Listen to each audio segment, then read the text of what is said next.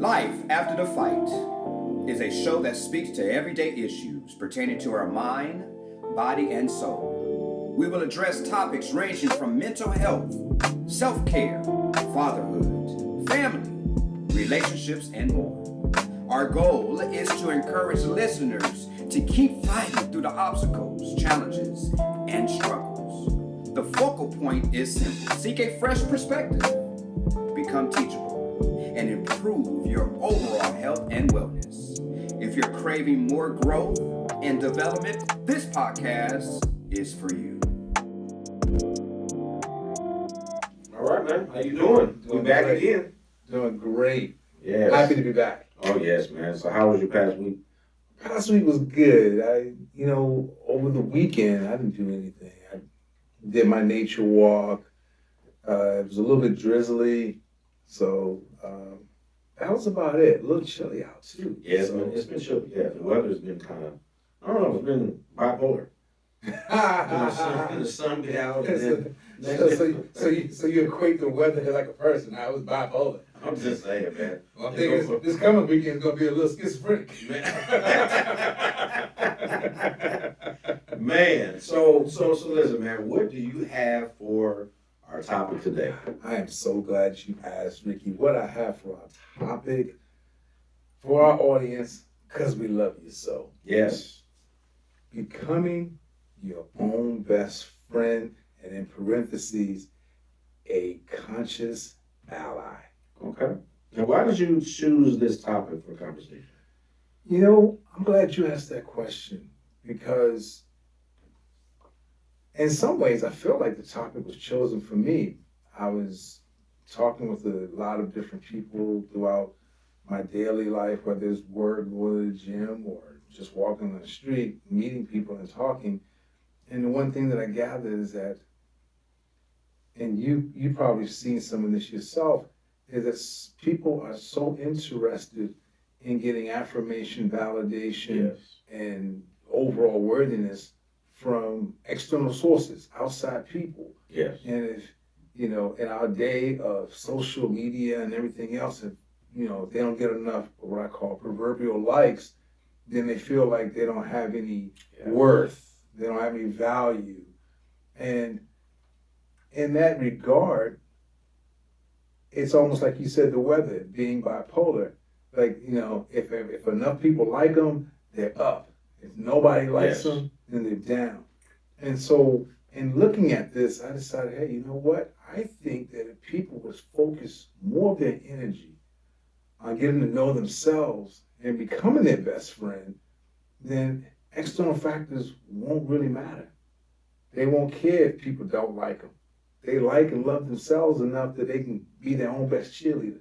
So, and that's good. So, just for the audience sake, what do you hope to convey to the audience, just in a nutshell? Like, what do you want them to really get out of this topic? Well, I'm hoping what they get out of this topic is to show at least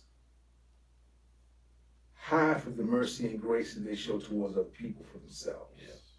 Because we've often been taught by our parents and everyone else, to put others first. Now, I'm not going to say putting other people first is not a good thing, but I'm going to say it's wrong. And here's why I'm going to say it's wrong. I'm going to say it's wrong because the blind can't lead the blind. Nope. If you're an empty vessel, you can't pour into someone else's life. So you need to be full first, so then you can share with other people. Mm-hmm. So treat yourself with what I call the first fruits.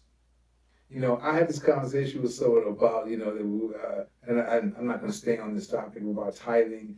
And I said, well, I think part of tithing is making sure you give to yourself, because if our Creator is within you, then you should focus on more of what's in you and the path and plan that was created for you than being focused on what other people think you should do.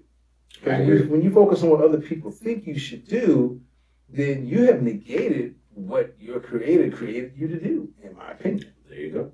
Well, I have a question. Sure. Let's dig into this topic, man. Yeah. So if you can give a simple definition of you being your own best friend, what does that look like? A simple definition, in my opinion, looks like, and it's probably gonna, the audience is probably gonna laugh at this, but a simple definition is getting up every morning and greeting yourself in a loving way. You look in the mirror and you say, I say, for example, myself, I look in the mirror in the morning, I say, good morning, George, we're gonna have a great day regardless of what goes on. We're gonna set the precedent right now that happiness and joy is going to go with us all day long. Yeah, that's good, man. And I'm glad you said that because earlier you were talking about validation, Okay. right? Okay. And you were talking about affirmation. And a lot of times, you've seen this just like I've seen it. Mm-hmm. So many people, they look for it and they try to get it from other people instead of giving it to themselves. Yes. So, if you can kind of explain to the audience, why do you think people actually struggle in that area? Why do you think they really focus or they have a problem with not getting it from people versus getting it from themselves? You know, and first of all, thank you for that question. I think that people struggle and have a problem with that is because, first, it's not part of our initial programming. Got it. Our initial programming is from our parents who always tell us how much we should be doing for others. I agree. And also, in what we should be doing for others, telling us what we should be doing for ourselves, and not saying, hey, investigate who you are and figure out from you what's best for you. And see, that's so missing in so many areas. Exactly. I'll use a personal example for my son. There are things that he has said and done that has quite honestly made me a little upset or frustrated with his activity, but I also have to step back and realize that I'm looking at him from the perspective of my personal journey, and I'm not giving any credence to what the possibilities of his journey may be. So I'm taking the time now to ask him, say, hey, look, I want this for you, and I see you in this, but how do you see yourself? And too many adults are walking around being what other people saw them as being. Another example I have. I used to be a pharmaceutical rep in my prior life, and I'd go by and see doctors. Now, what I found most interesting was I had two doctors that come to mind. One was always inviting me to listen to his band play. Another always wanted me to come to we have here in Hollywood this magic palace or magic castle, and he performed magic. And so one day I just asked them both, because I'd never, went to either one of them's events. I said, I asked them separately, they didn't know each other. I asked the doctor, I said, why are you so insistent on me coming and see you playing this band? He said, well, that's my first love, and I always wanted to be a rock and roll guy, or this and that and the other. And so I said, well, if that was your thing, why didn't you wholeheartedly pursue that? Yes. And he said, well, my family said I should be a doctor because the doctor's going to pay the bills and it's going to put me in the footing and place that I need to be. So I asked, I said, did you need to be? I said, so you're speaking from some kind of obligatory duty setting in my mind. Yes, yes. And he said, yeah. I said, okay. And I just thought about it. I didn't answer him. I go to see another doctor, and he's always, want to show me some card trick or magic trick he has. And so I just asked him, I said, hey, you seem to really, really be into this magic. Is this some kind of hobby of yours? And he said, well, it became a hobby, but when I was a kid growing up, I wanted to be a magician. There you go. I said, well, what happened with you being a magician and becoming, ultimately becoming a doctor? Yes. And he said these words, well, my family thought that being a magician was a silly type of thing that I shouldn't pursue because it's not going to pay the bills, it's not going to this and that and the other. And so in listening to both of these stories, it made me understand that most people live their lives through the acceptance or validation of others, never ever really expressing who they really are. And in my opinion, not living the life they should have lived. Because if you're living it for other people, then your joy and happiness is at the whim of others. Yes, it is. And that's your own. Yes. But if you can wake up every day and be happy with who you are, what you do, and understand that your choices are your choices, and they're not a place to be stuck. Because someone said, well, I had someone ask me, said, well, what if I make the wrong choice? I said, well, that's easy. Then you make another choice. You make another choice. You get I right said, back up. if I could give Yes. anyone the best advice that I could give anyone, Yes. if I were to do so, is fail fast, fail frequently, as long as you fail forward. Because in doing so, you will find your ultimate success. Yes. But if you're too afraid to fail, then let's face it, you're never gonna actually really live. You know what? You said something that triggered something in me. I've been used to growing up being told what my life should be, Okay. right?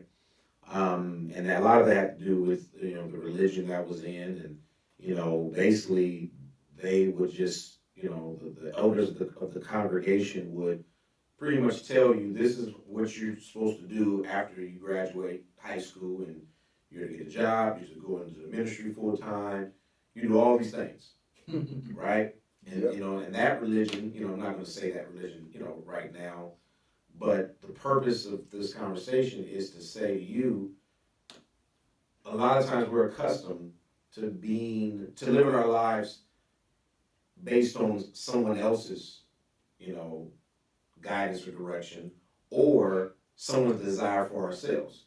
So we have a tendency to follow what people have set aside for our lives to be, and then at some point in that journey, ding, ding, ding, ding, ding, a light goes off. Mm-hmm. And it's like, wait a minute, this is not something that I want to do. This ain't said, I never want to do this. And as a result, you then start to live life for yourself, and you start pursuing things that actually are of interest. And then once you do that, then those people all of a sudden are disappointed, mad at you, and upset because they had big plans for you. Well, that's interesting because they did have big plans for you. But as you were talking, Ricky, the thing that comes to my mind, when you decide to become your own best friend, Yes. one of the biggest things gets thrown out of the window right away that you don't need in your relationship because it's just the two of you. The you that you really are and the you that you're trying to get to know. You throw ego out the window. Yes, you do. Because Yes, you you do. realize ego doesn't have to be there. No. And when ego's not there, because here's what ego tells you. Ego tells you you have all the answers. All the answers. When you become your own best friend, you start asking them questions. Well, why do I like this? And why don't I like that? And if you're persistent enough, those questions start getting answered. And then you get to a place, because you're your own best friend, where you go, hey, I respect your opinion, but I like and love myself enough that this is what I'm going to do, and I'm going to be okay with it. And I don't need your click likes and exceptions and all this other stuff, because I'm thoroughly invested in who I am and not what others tell me I should be. Well, I got a question for you, and I'm Sure. sure the audience would like to know. So, what about those people who struggle with being honest with themselves and asking those questions? What would you say to them on how to get to a place where they can actually address themselves from a best friend perspective?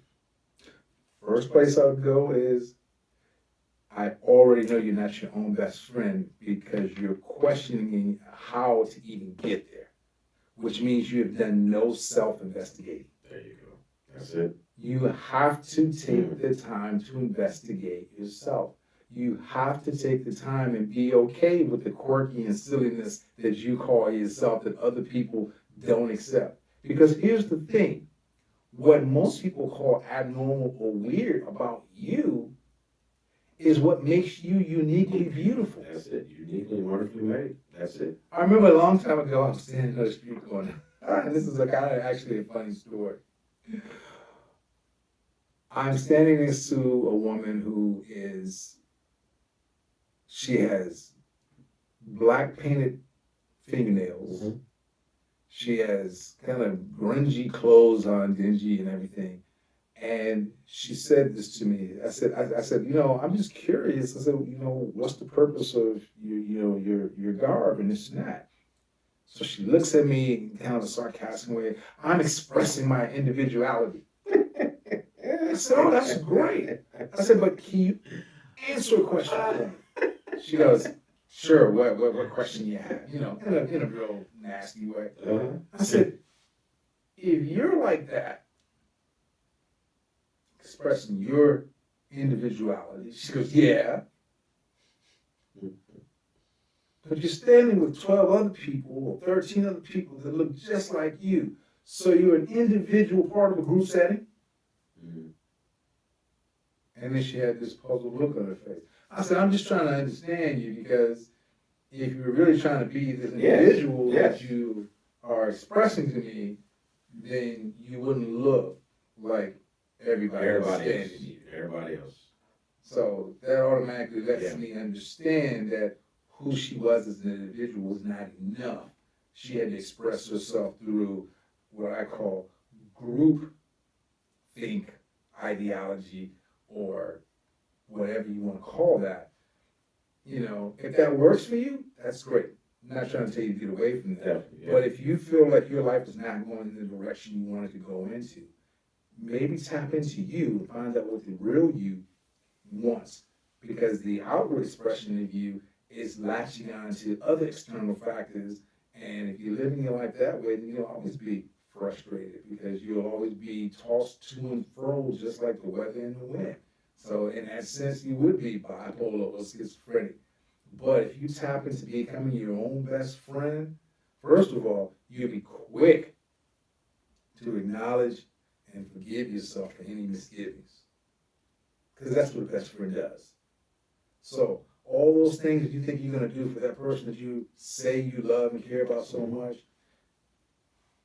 turn the mirror onto yourself and say you're going to do those exact same things for you, and you'll be a much better person in a much better place. And quite honestly, you won't be what most people are like, and that is needy and codependent. So and that's good. But what about, George, those individuals who seem to always blame themselves for why things happen or why people do things to them to hurt them? What about those individuals who struggle with letting things go and and always blaming themselves as to why things happen? Like, what would you say to that person? Because we talk about being your own best friend, right? And so we already took care of how we can be honest with ourselves. But what about those individuals who keep beating themselves up over things that have already happened? And whenever a situation comes up, instead of pressing forward, they're always going back to what was, and then what they could have or should have done to avoid being in the predicament that they are now. Marie, I'm glad you asked that, because I'm going to give a real harsh analysis on that. For that person who's constantly blaming themselves for all these things, I'm going to co-sign with you and say you're absolutely right. It is your fault, because you're not taking responsibility to stand up, dust yourself off, and make decisions that you respect for yourself, and make other people understand that this is who you are. Because the bottom line is this: you show people how to treat you.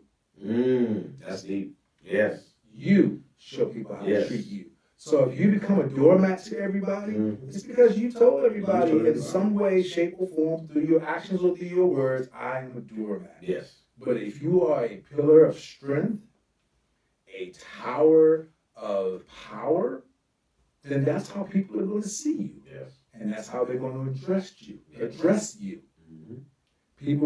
People address you with respect when you show them that you are a respectable person. There you go.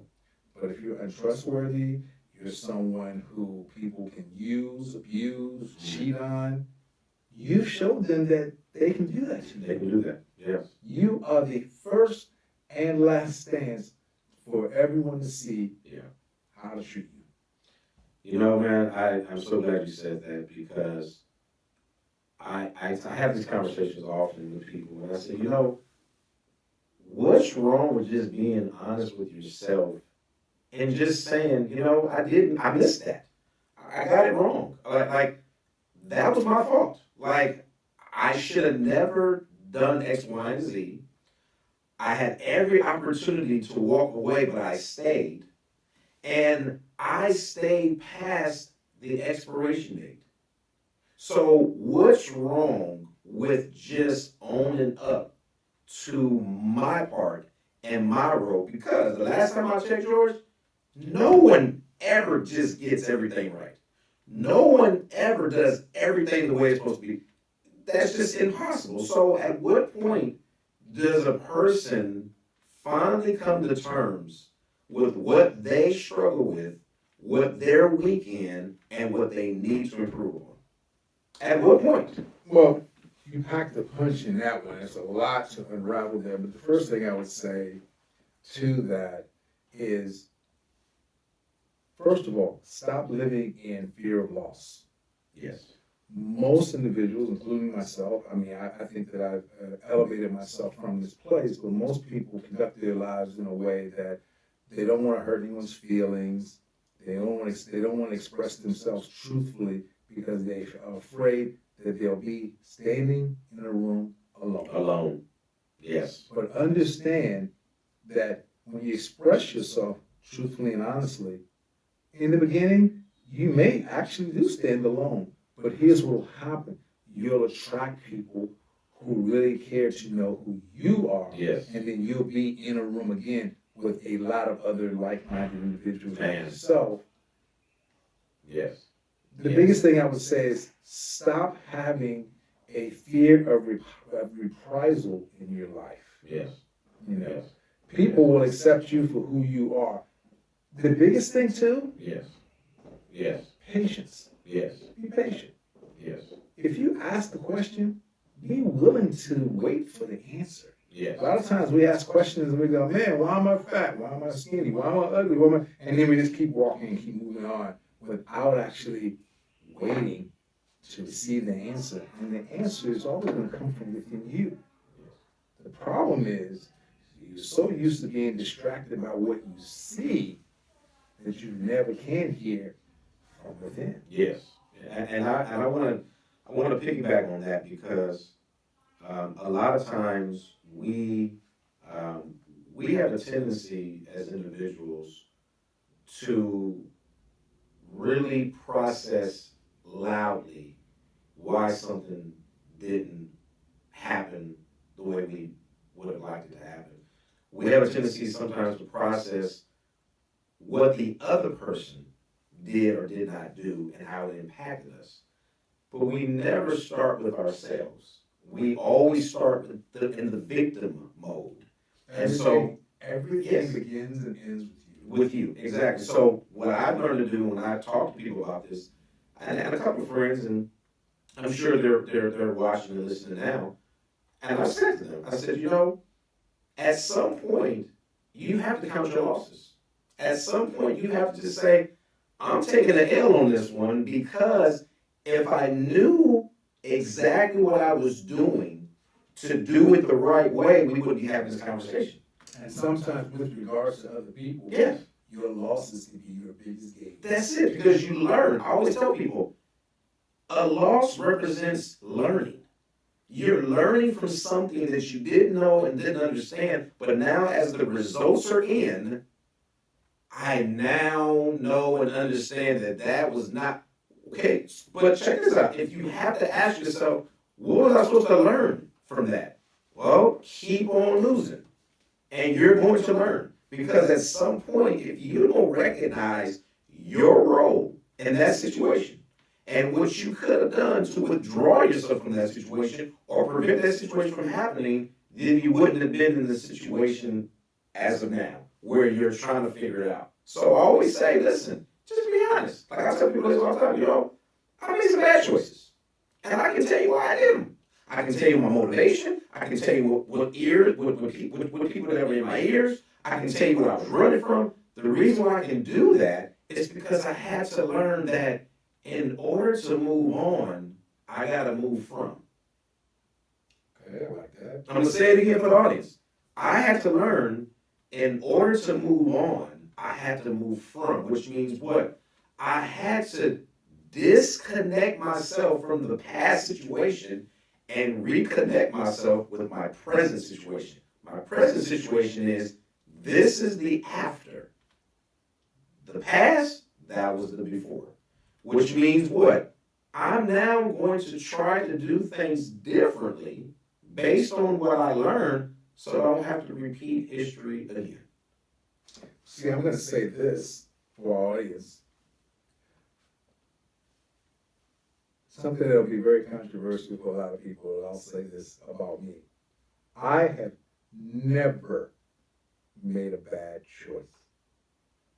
In hindsight, I've made some less than beneficial decisions.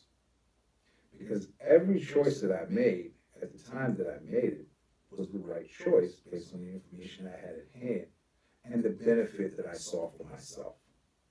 So, if you want to beat yourself up, never beat yourself up for something that you cognitively were aware that you were doing and have no Aware. if you were doing something you know was against your character and you know was against you, then you made a bad decision. Yes. But for me, I made every decision based on the information I had at the time that I thought was going to benefit me. But it's not always true. I think at the end of the day, whatever decision we make, we at that time think it's the right decision because it's something that we earnestly desire, or we are really doing it with the expectation of something that's going to benefit us. I mean, that's really what it is. But again, as you look back, which I have no problem doing, I look back and say, wow, I was a different person then. Exactly. I'm not the same person today because I think differently, I act differently, and I feel differently. And truth be told, that situation is not even an issue anymore because that was the old me. That's not who I am today. And I've learned so much from it that I can actually say, you know what, I can't wait to demonstrate the new version elsewhere or somewhere else or to someone else. And that's all you can really do. Beating yourself up is going to keep you from really moving forward. I also, we're getting close to the end of this, but I wanted to make sure our audience understands as well. Part of becoming your own best friend also means you have to ask yourself the same way your best friend should ask you. It's sometimes the tough questions. Is what I'm about to embark upon or what I'm about to do the best thing for me, the best option for me? Yes. And if it's not, you have to be able to say, I accept that's not the best school of thought for me. Let me make another choice. Let me do something a little different. Yes. And here's the thing.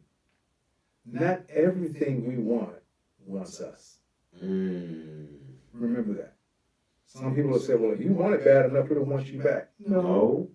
Doesn't work that way. Doesn't work that way. And sometimes you can really want something so bad and you don't get it and you get upset for not getting it. But in hindsight, not hindsight, but I will say in the future, you can look at the future of that choice and go, wow, I'm so glad I didn't do that. Because maybe it could have been something as simple as, I wanted that car. And then you find out later on, oh, that particular brand of car stays in the shop a lot, costs you a lot of money. You didn't get it, you were frustrated that it didn't happen for you, but then later on up the road you can see, well, that wasn't for me anyway. So it could have been, as we call it, a blessing in disguise. So keep those things in mind too, Yes. and ask yourself these important questions. I want that house. Why do you want that house? and really ask yourself and really listen to the answer. Because sometimes that's not the house. That's not the car. That's not the person. There you go. So take time. If you say you really love your best friend externally and you make yourself your best friend internally, love yourself just as much. So that when you make these decisions, you don't constantly find yourself at square one all the time. Hey man, I think that sums it up. As we come to a close, man, I just want to say, to the audience, invest more in yourself and less in other people until you can be honest with self and you don't have to worry about competing with walls internally. Once you're able to release those walls and tear them down, at that moment you can be open with other people just like you open with yourself. And finally, and this may sound a little comical, but all the stuff you're doing to make other people love and like you, keep this in mind. Half of them ain't paying attention, and the other half don't care. There you go. Because guess what? They're focusing on their needs, not yours. Not yours. That's it. Life after the fight. We thank you so much for tuning in, and we'll see you next time, man. Good one. Good one, Ray. All right. Have a good one. Peace, everybody. Take care.